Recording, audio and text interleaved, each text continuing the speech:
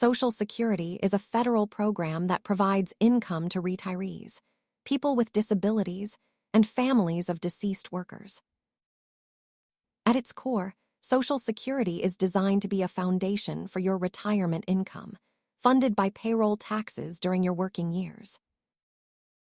Most employees pay 6.2% of their earnings into the system, with their employer matching that same amount.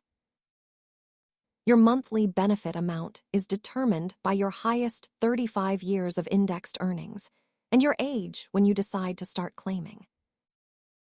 You can start collecting as early as 62, but waiting until 70 significantly increases your permanent monthly payment amount.